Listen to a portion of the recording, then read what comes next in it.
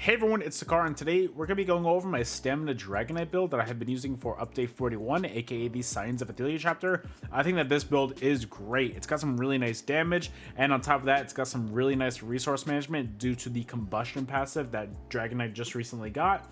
That recent buff to that is absolutely huge and just really helps it so you don't need to use any kind of sustain sets, and you can just really go offensive on this. So one quick thing before we get started, we are streaming on YouTube as well as Twitch now 5 days a week, Fridays through Tuesdays. So guys, if you want to see how these builds are made, how they actually perform, guys, come stop by. It would be awesome if you get to see every single person there. I always appreciate seeing everybody that's in the streams. It's always fun. So if you guys want to stop by, make sure you tune in.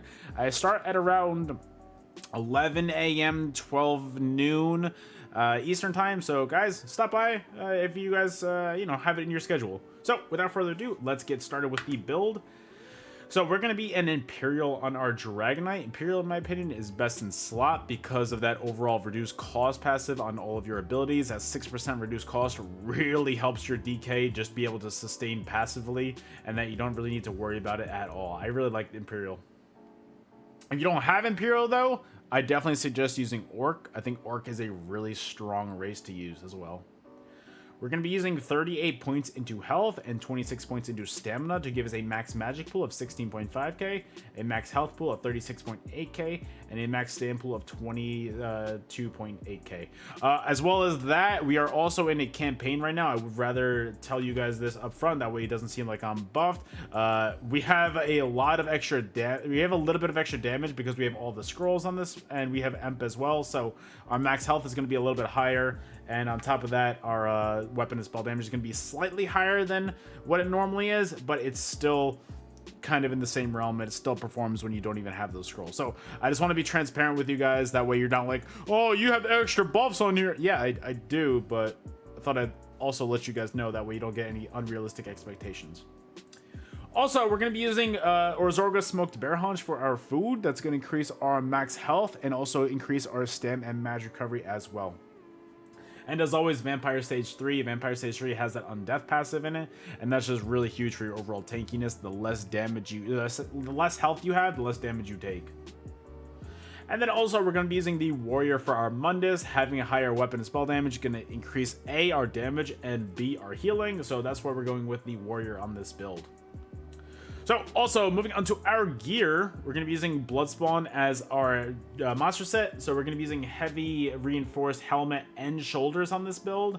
Bloodspawn is going to give you a line of stam recovery, and then also on top of that, the two-piece is going to give you, when you take damage, you have a 6% chance to generate 13 ultimate and increase your physical and spell resistance by 3,700 as well. So that's great for overall your tankiness, and as well as that, your resource management as well, because your resource management is linked to your ultimate as well.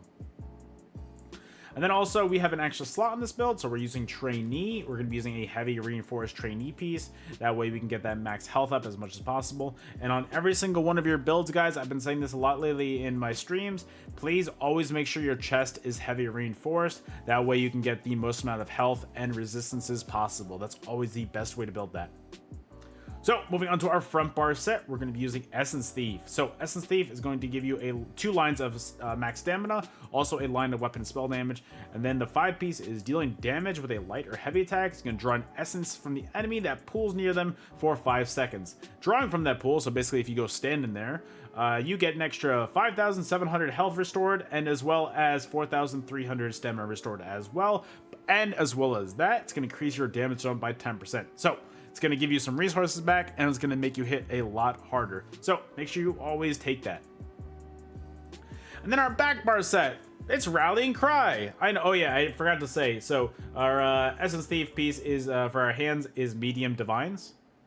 And Rallying Cry. I know a lot of you guys are like, oh, Rallying Cry, boring. Yeah, it's kind of boring because it's one of the best sets in the game, so of course everybody's going to be running it.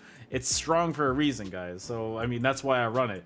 It's a very amazing back bar set. If you guys can name a better back bar set for this build, please, I'm all ears. Comment what you think will be better as a back bar set on this build. And no, Wretched Vitality is not a good answer because this build does not need any extra recovery. And Trickery, I just don't feel like this build needs Trickery. So Rallying Cry I just think is the absolute best option. So if you guys know of a better set, please let me know, but I really can't think of one. Rallying Cry I think is absolutely best in slot. So we're going to be using a Light Divine Sash piece for this. What Rallying Cry is going to give you is a line of crit chance, max magic, another line of crit chance, and while Battle Spirit is active, so that means either in Cyrodiil, Imperial City, Battlegrounds, or a duel, critically healing yourself or an ally is going to give you 300 weapon spell damage, as well as 1650 crit resist for 20 seconds, but that's also going to lower the amount of for each person you have in the group. So try not to group too heavily. All right, moving on, we're going to be using medium Essence Thief legs in Well Fitted, as well as Divine's Essence Thief feet in medium. As well as that, moving on, we're going to be using Death Dealer's Fate as our mythic. It's going to be infused with a weapon and spell damage enchantment on it. So Death Dealer's, what that's going to do is going to give you stacks of max health, stam, and magic while you're in combat. And when you're at max stats, it's going to give you about 2,600 extra of your magic, health, and stam. So it kind of makes you beefy, and it's just overall better for your overall damage as well. Moving on, Rallying Cry Ring with a weapon spell damage enchantment on it in the infused trait. And then also Rallying Cry Necklace infused with a weapon spell damage enchantment on it as well. And then we're going to be using Maces of the Essence Thief, where our main hand is going to be Nirnhoned with a shock damage enchantment on it, and our offhand is going to be Sharpened with a frost damage enchantment on it. I know what a lot of you guys are thinking, why are you using Maces if you have Corrosive? Because I'm not always using Corrosive, so it increases our overall damage when we're outside of that as well. And overall, I just think Maces are the best way to go. And then back bar, we're going to be using Rallying Cry Ice Staff, defending with an increased weapon and spell damage enchantment on it as well. Moving on to our champion points, let's go from here because it's a lot easier. Why is it not clicking? There it goes. All right, blue slottables are going to be Untamed Aggression, Ironclad, Mastered Arms, and Focused Mending. Our red slottables are going to be Sustained by Suffering, Survival Instincts, Celerity, and Pain's Refuge. And our green tree, what we really care about, make sure Breakfall is in, Rationer, and Liquid Efficiency. All right, and let's go on to our skills real quick. So our main source of damage is going to be Molten Whip. You don't really have a spammable per se on Dragonite because you want to get that 3-stack Molten Whip. So basically, I'm just going to read this to you guys real quick. So for those of you guys that don't know. So the last part of this third paragraph, is whenever you activate a different Ardent Flame ability while in combat, you gain a stack of Seething Fury, increasing your damage of your next Molten Whip by 20%.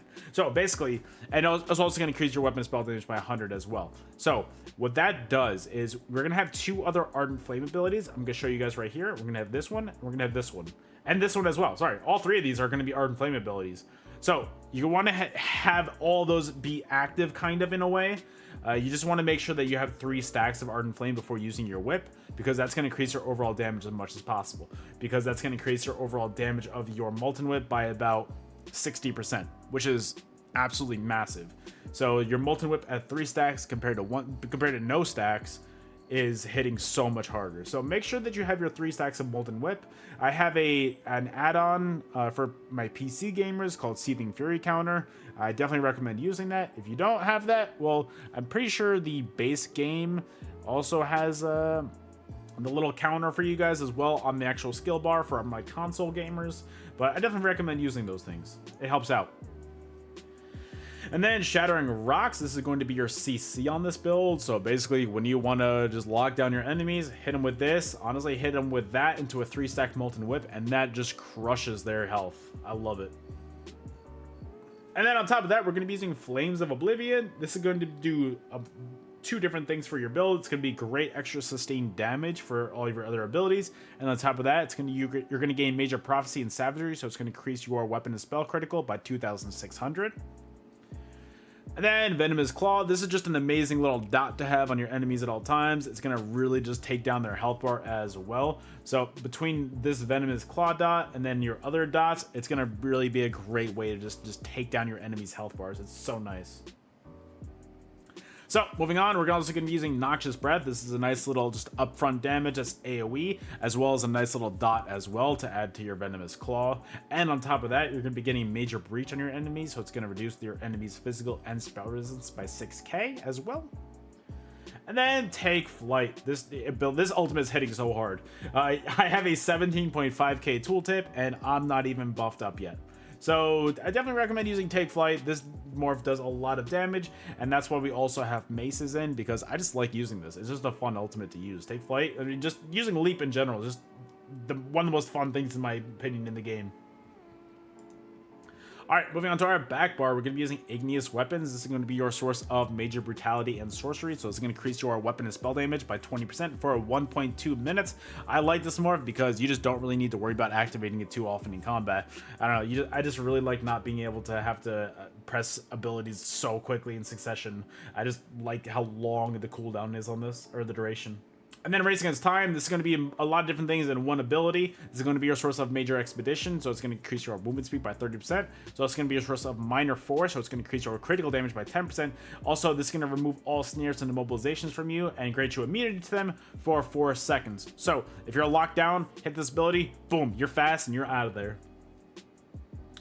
And then Resolving Vigor, this is a nice 5-second heal over time that helps you get back to full health. And on top of that, it's going to give you Minor Resolve, so it's going to increase your physical and spell resistance by 3k.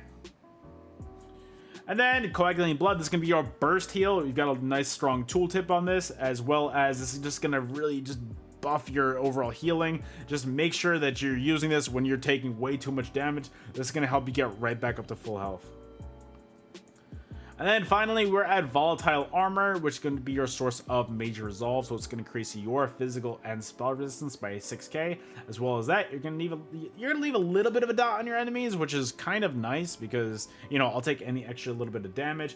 And then also, you know, it's going to reflect damage back to your enemies as well. So overall, it's a great ability. Then finally, Corrosive. I don't use Corrosive too often nowadays because of the change to it where you can't gain ultimate while inside of it, but you can't deny how hard Corrosive hits.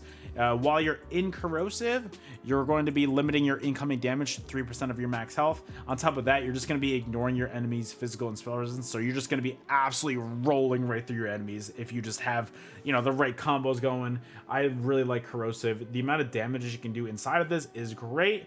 But, you know, it also comes with that one side of you just can't gain ultimate while inside of it, which is, it kind of sucks in a way because that really harms your sustain. So really kind of be cautious about using Corrosive nowadays. They really change it, so that's kind of tough to use sometimes.